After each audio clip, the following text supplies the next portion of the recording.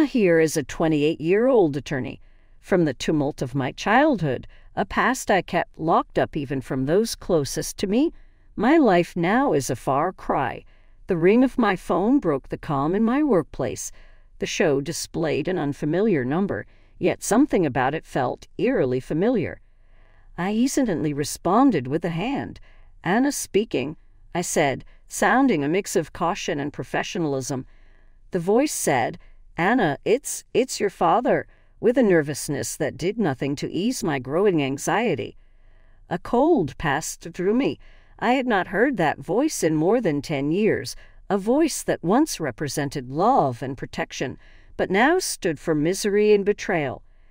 "Why are you phoning me?" My angry words sliced through the quiet that followed his introduction. "I'm in financial problems, Anna. I need your help," he replied, his voice faltering a little. Though honest, his plea set off a burning of bitterness in me. "Your assistance." "Right now. You want me after all these years?" I answered, incredulity and resentment blending in my voice. "Indeed, if it weren't critical, I wouldn't ask. I'm truly in a problem," he said, desperation tipping into his voice. "You long ago quit being my father. You cannot just call me now and expect me to help," I said, my voice icy and uncompromising. The line stopped in thick quiet that seemed like an unbridgeable gap.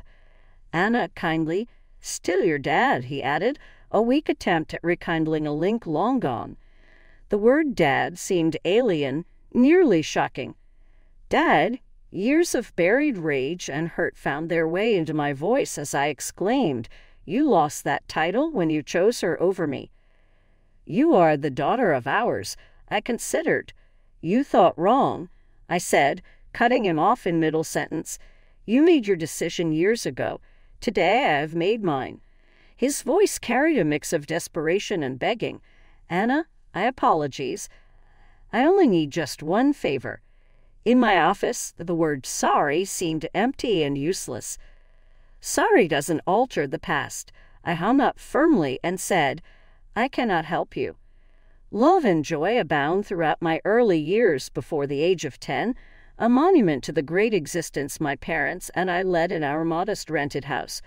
Our days were blessed with warmth and our evenings with dreams and stories thanks to my mother, a lighthouse of love and happiness. Once a light-hearted and kind man, my father would spend evenings teaching me little worldly lessons or playing games with me. Every day was an adventure and every night a pleasant dream in our house, which resembled a cocoon of contentment. But with my mother's sudden death, our happy life came to a sharp stop. Once echoing laughter and joy, the mansion became a silent cemetery of memories. I recall me strolling throughout the rooms, every nook a sharp reminder of her absence. Not only did I find the loss intolerable, but my father also lost the love of his life, but the intensity of his loss seemed to fade fast, which confused and disappointed me. In a few months he returned home with Marissa, a woman destined for major influence in our life. I remember the day he first brought her, a day marking the end of my beloved childhood. "Anna, this is Marissa. She will be staying with us," my father said one evening, his voice lacking the tenderness I was so used to. Looking up at her, I searched for a trace of friendliness or motherly warmth, but came nowhere. She was imposing, her eyes steely and exact. I felt a change in the air from the first moment, a change that drove an inexplicable terror within me. "Hello, Anna," Marissa responded, her voice fluid but devoid of any passion. Her grin seemed to conceal something dark under its surface, not to be consoling. The house felt different in the next days, as though the walls themselves were withdrawing from her presence. The happy recollections of the past appeared to dissipate, replaced by a residual anxiety that permeated every inch. I recall looking at Marissa in search of something positive or decent about her, but her every glance and motion appeared to be tinged with an implicit resentment. She was obviously here to create a new story, one in which I was an undesired participant, not to cover the gap my mother left. Couldn't help but feel as though her presence marked the start of something sinister as I watched her wander our once safe and joyful house. Her staring at me with eyes that seemed to conceal more than they exposed suggested poor future prospects. The days after Marissa arrived felt like waking from a dream I couldn't get clear from. Once filled with my mother's laughter and affection, the house seemed chilly and unwelcome. Marissa's presence shadows everything and makes even the most basic daily activities a sequence of challenges. My breakfast tasted somewhat salted one morning as I sat down. "Marissa, did you overdone the salt in this?" I inquired, my voice unsure. "Oh, did I? It has to have been a mistake. Just devour it, Anna. Don't be so finicky," she said, her tone contemptuous, perhaps sarcastic. The incidents were more regular and vicious. I recall discovering destroyed clothes during a laundry session. "Marissa, every one of my outfits has faded. What transpired?" One day, I inquired, holding up my once favorite dress, now faded and unworkable. She looked at it, then shrugged apathetically. "Maybe the washing machine is acting up, or maybe it's time you stopped wearing such young clothes." Though I was frustrated, I knew arguing would only make matters worse. Feeling powerless, I looked to my father, expecting he would be able to see through her front. "Dad, Marissa is messing about with my stuff. She is usually nasty to me," I murmured one evening, my voice quivering with a mix of grief and rage. The way my father responded far from what I had hoped for. "Anna, your imagination is running wild. Marissa is making every effort to fit our family." "Stop messing about," he shouted sharply, his words cutting right through. I objected, "But Dad, it's the truth." But he wouldn't hear. "That's enough, Anna. I want no more of your charges," he said, his voice growing in fury. Every day was a fight, negotiating Marissa's resentment and my father's apathy. Once a haven, the house felt like a jail now. Spending more time in my room, I sought solace from the continuous tension in the air. Living in that house of horrors, I felt alienated and misinterpreted. Fear and worry replaced the comfort and contentment that before permeated those walls. Every day I yearned for the past, for the times when my mother's smile lit the whole room, a sharp contrast to the gloom that now permeated every corner. Living with Marissa became a daily struggle of survival and avoidance. Her contempt of me progressed from verbal barbs to actual violence. It began gently, a twist on my tummy or a pinch on my arm, always in areas readily hidden under my clothing. The suffering was acute, a nasty reminder of my powerlessness in her company. Always on her location in the home, I devised plans to avoid her. I would wait till she was busy or travel great distances to my room. Though I tried, there were occasions when she surprised me, and those times always brought some kind of hurt. One day, Marissa walked in, and for no apparent reason, gripped my arm firmly while I was silently reading in the living room. Her nails dug into my skin. I bit back any cry of protest, even though I hurt. She turned to face me with a chilly, triumphant smile, then left. Grandma observed my careful motions and the way I flinched when Marissa's voice rang over the house on one of her rare visits. "Anna, is everything all right at home?"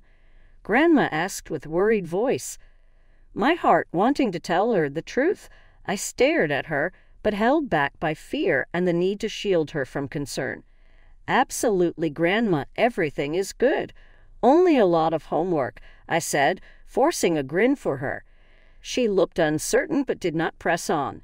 Though I felt guilty about lying to her, I couldn't stand to consider upsetting her. I watched Marissa from the window that evening as Grandma went, her look one of gratification. She seemed to enjoy the authority she possessed over me, that she could harm me and get away with it. Her victorious appearance made it very evident that she was in charge.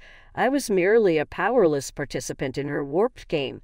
Feeling caught in an abuse and silent cycle, I withdrew to my room. Marissa's pinches and twists caused physical suffering that was tolerable compared to the emotional torment I experienced. School turned to become my haven, where I could momentarily flee the suffering of my personal life. Still, the shadows of my domestic conflicts started to leak through.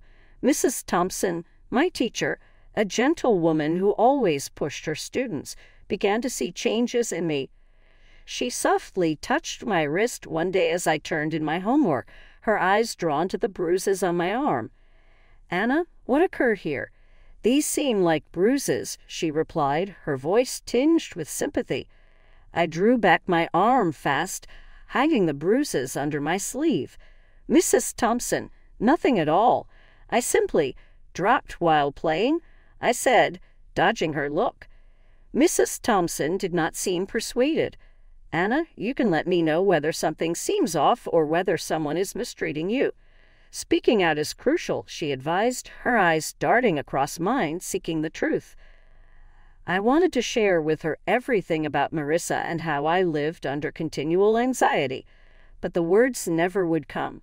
Rather, I started to smile under duress.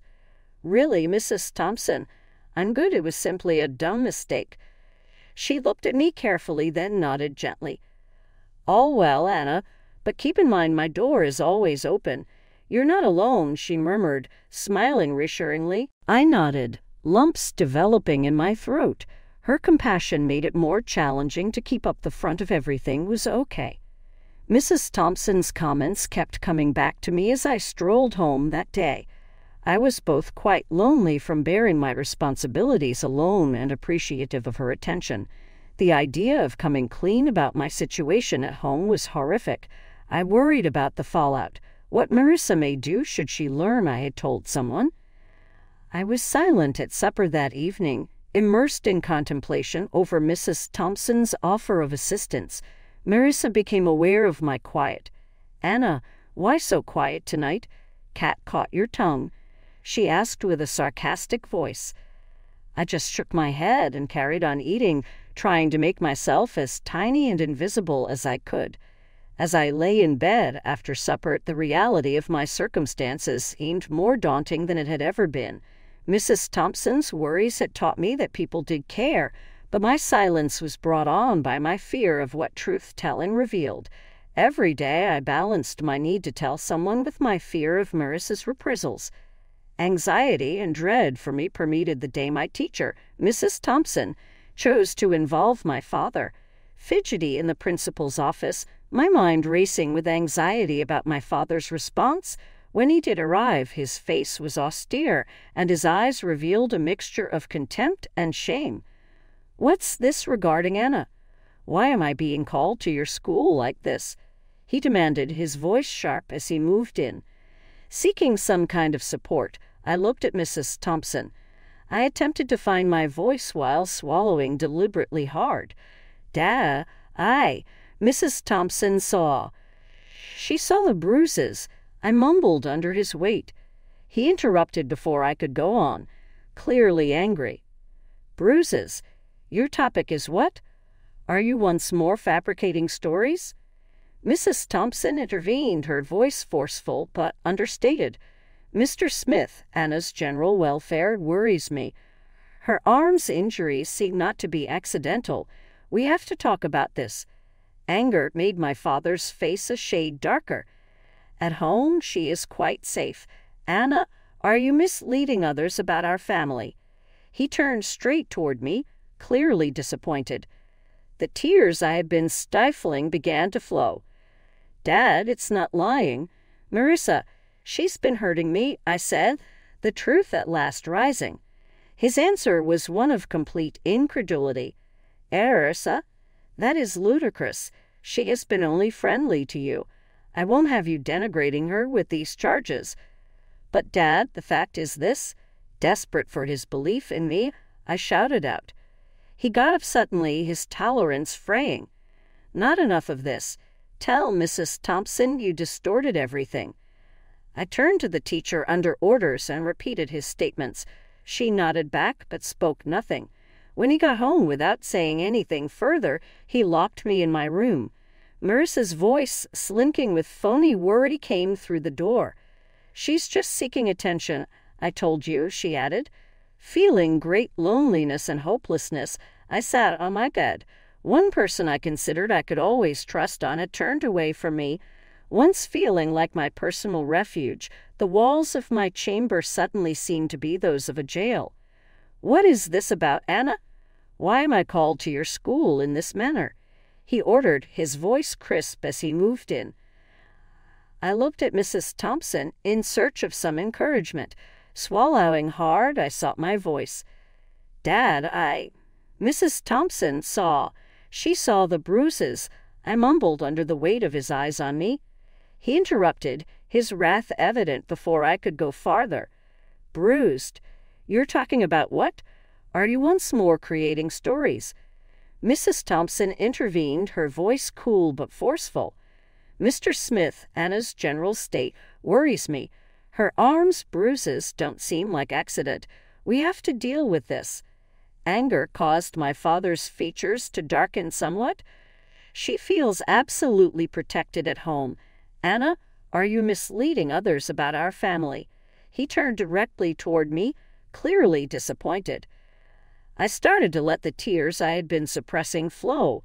"It's not lying, Dad. Marissa, she's been hurting me," I said, the truth at last showing up. His response was one of complete incredulity. "Marissa, that is outrageous. She has been just friendly to you. I won't have you disparaging her with these charges." "But, Dad, it's the truth." Desperate for his belief in me, I yelled. He got up suddenly, his tolerance running thin. "Enough of this. Tell Mrs. Thompson you misrepresented everything." I turned to the teacher exactly as instructed and repeated his remarks. She nodded back but said nothing at all. When he got home, without saying anything, he locked me in my room. I could hear Marissa's voice dripping with phony worry coming through the door. "I told you she's just seeking attention," she added. Feeling a great degree of loneliness and hopelessness, I sat on my bed. One person I considered I could always rely on had turned away from me. Once like my personal refuge, the walls of my chamber now seemed like those of a prison. My granny showed up the following day. Though little in stature, her presence dominated the room. She faced my father with an unexpected strength. "John, I am bringing Anna along," she said resolutely. "She is not safe here." Surprised, my father tried to object. "Mom, you cannot just take her. She is my daughter." "Your daughter whom you failed to guard," she said harshly. I would not stand by and watch her suffer. Marissa sought to get in between. "She is only a young child creating stories. You cannot believe her over us." Grandma looked hard, then turned to Marissa. "When I see a fearful child, I know one. Anna is accompanying me. Should you try to stop me, I will send this information to the authorities." Realizing he was outmatched, my father stopped opposing further. Marissa's look changed from rebellious to defeated as I got ready. Walking out of the house with my grandma, I felt a weight off my shoulders. I felt safe for the first time in months. Though the automobile trip to Grandma's was silent, her presence was consoling. She turned to me once we were here and said, "You're secure now, Anna. You should not worry any more." I discovered the security and love lacking in my life in my grandmother's house.